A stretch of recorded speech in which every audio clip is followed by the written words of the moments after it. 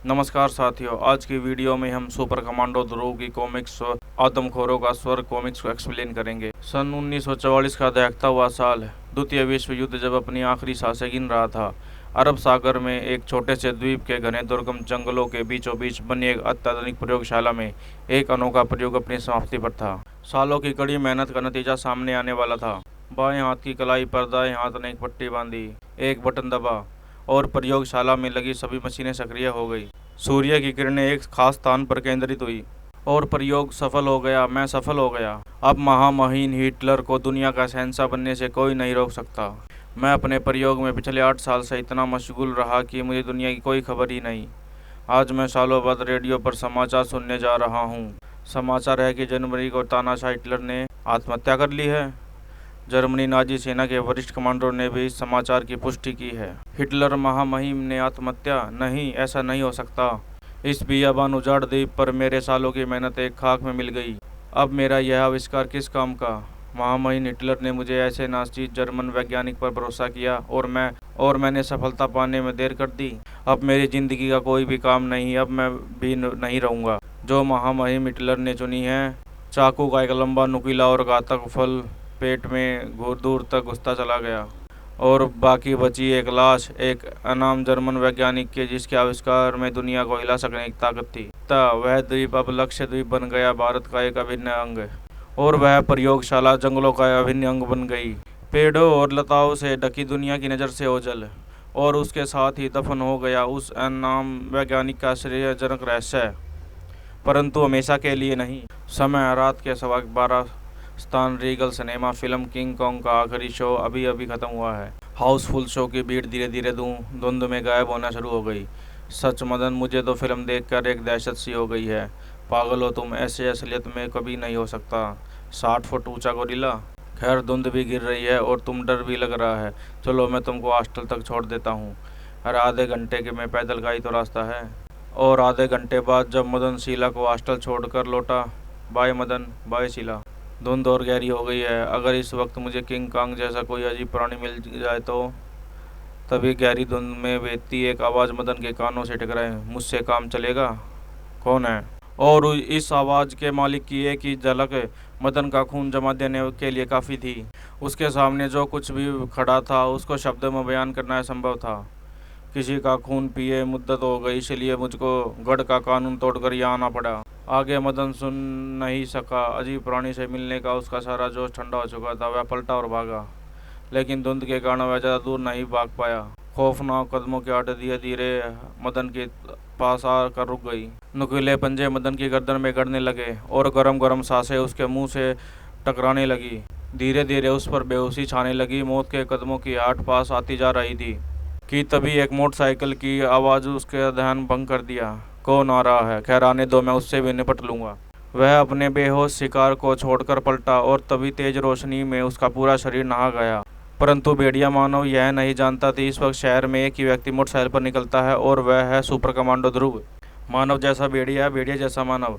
ध्रुव ने पल भर में निर्णय लिया और मोटरसाइकिल स्पीड 80 पर पहुंच गई। इतनी तेज गति से मोटरसाइकिल से टकराने का परिणाम हमेशा ही घातक सिद्ध होता है।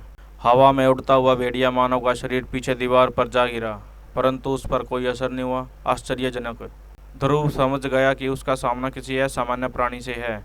वह सामने से लपका भेड़िया मानव से बचने के लिए और तेजी से एक तरफ पीछे हटा, लेकिन भेड़िया मानव ध्रुव की आशा से अधिक फुर्तीला निकला। मैं ताकत में इससे नहीं जीत सकता। भेड़िया मानव का दोबारा ध्रुव की तरफ बढ़ा। अगले ही पल ध्रुव का बदन रबड़ के गुड्डे की तरह मुड़ा। इसलिए अकल से काम लेना पड़ेगा। और भेड़िया मानव का शरीर हवा में तेजी से ऊपर उठा। ऊपर हाई वोल्टेज बिजली के नंगे तारों से उसका शरीर टकराया। वह वापस ज़मीन पर आ गिरा। उसका खून पीने की इच्छा खत्म हो चुकी थी। वह उठा और आश्चर्यजनक गति से एक तरफ भागा। उसका पीछा तो मैं मोटरसाइकिल से ही कर पाऊंगा। ध्रुव की मोटरसाइकिल तेजी से अपनी शिकार की तरफ पीछे भागी। यह तो समुद्र की तरफ जा रहा है, लेकिन दोनों के बीच की दूरी बरकरार रही। आश्चर्य, यह चीज़ आखिर है क्या? मेरा समय ख़त्म हो रहा है। इसको पकड़ना बहुत ज़रूरी, वरना निर्दोष नागरिकों की जान खतरे में पड़ सकती है। ख्यालों में डूबे ध्रुव गाड़ी तेजी से मोड़ पर मुड़ी और चोट करा रही थी। ध्रुव तुरंत बेहोश हो गया। आवाज़ सुनकर आगे भाग रहा भेड़िया मानव पलटा। आप? और उसकी आवाज़ उसके गले में ही घुट कर रह गई, क्योंकि उसके सामने साक्षात मौत खड़ी थी। हाँ मैं कमीने, इसने हमारा कानून तोड़ा है जगुआर, तुम इसकी गर्दन तोड़ दो। एक शिकंजा भेड़िया मानव की गर्दन पर कसा, एक झटका लगा और वह हमेशा के लिए शांत हो गया। एक आकृति ने झुककर लाश के बाएं हाथ से एक पट्टा खोला और भेड़िया मानव धीरे धीरे फिर मानव पर रह गया। वे दोनों भयावह आकृति समुद्र की तरफ बढ़ती चली गई। अगली सुबह डैडी फिर से मैं बेहोश हो गया। भेड़िया जैसा प्राणी, मोटरसाइकिल की टक्कर झेल सकने वाला, दौड़ने की आश्चर्यजनक गति, हाई वोल्टेज बिजली को भी खास असर नहीं। पर मुझको तुम्हारा पूरा यकीन है, मैं तुम्हें सही व्यक्ति से मिलाने की पूरी कोशिश करूंगा। ध्रुव का ख्याल सही था। गवा था लक्षद्वीप का एक छोटा सा द्वीप जहां पर नरसिंह की जय सेवको जानूखा की गलती का मुआवजा उसे मिल चुका है। अभी वह वक्त नहीं आया कि दुनिया को हमारे अस्तित्व का पता चले। अभी हमको ताकत इकट्ठी करनी है, हथियार इकट्ठे करने हैं, ताकि हम इस द्वीप से पहले इस देश पर, महाद्वीप पर और फिर दुनिया पर राज कर सके। और इस नेक काम में जो भी हमारी राह में आएगा उसे चकनाचूर कर दिया जाएगा। लेकिन ध्रुव ने अपना अभियान आरंभ कर दिया था। यह पर मेरी मोटरसाइकिल गिरी थी और ये रहे पंजों के निशान, यानी मैंने कोई सपना नहीं देखा। लेकिन यह क्या, शेर के पंजे के निशान और भेड़िया के निशान गायब, दो जोड़ी निशान और भी है। तो क्या भेड़िया शेर बन गया? मैं भी कैसी पागलों जैसी बातें सोच रहा हूँ, परंतु कुछ भी हो सकता है। एक बात तो साफ है कि ये दोनों जोड़ी निशान समुद्र की तरफ जा रही हैं। ध्रुव तट पर पहुंचा और सबसे पहले जिस चीज पर उसकी नजर पड़ी वह थी समुद्र के खारे पानी में डूबती एक लाश। ध्रुव तुरंत लाश को बाहर खींच लाया, परंतु एक और आश्चर्य उसका इंतजार कर रहा था। अरे, इसके बदन पर तो वही पोशाक है जो कल भेड़िया मानव के शरीर पर थी। यानी नहीं, ऐसा कैसे हो सकता है? उसकी लाश को पलटा और उसकी शंकाएं और बढ़ गई। उसकी पीठ पर जलने के 3 निशान हैं, जैसे बिजली के तारों से जले हो। परेशान ध्रुव ने पास के बूथ से पुलिस को फोन किया और घर की तरफ रवाना हो गया। आज उसकी कमांडो फोर्स की ट्रेनिंग का आखिरी दिन था। कड़ी मानसिक और शारीरिक परीक्षा के बाद तीनों कैडेट अपनी परीक्षाओं में खरे उतरे। कमांडो पीटर, रेणु और करीम, तुम तीनों ही अपनी सभी परीक्षाओं में उत्तीर्ण हुए। मेरी तरफ से बधाई। तुम तीनों को 1 महीने की छुट्टी दी जाती है। आज से ठीक 1 महीने बाद तुम लोग यहीं आकर मुझे रिपोर्ट करोगे। डिसमिस। धन्यवाद कैप्टन। शाम गिरने लगी थी। ध्रुव ने एक पल भी नहीं गंवाया। वह अपने दिमाग में घूमते प्रश्नों का उत्तर पाने के लिए सीधा उसी स्थान पर पहुंचा गया। उसे सुबह वह रहस्यमयी लाश बरामद की थी।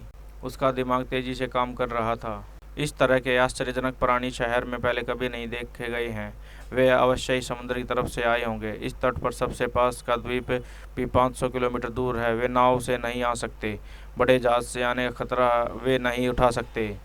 अब वह सिर्फ एक चीज़ बचती है, मोटर बोट। जो वे जानवर रूमा प्राणी अवश्य ही किसी मोटर बोट से आए होंगे, शक्तिशाली और बड़ी मोटर बोट।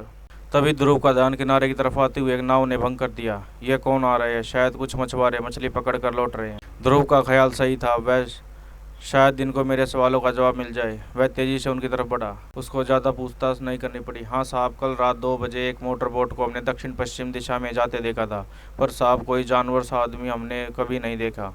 ध्रुव इतने ही पूर्ण संतुष्ट था।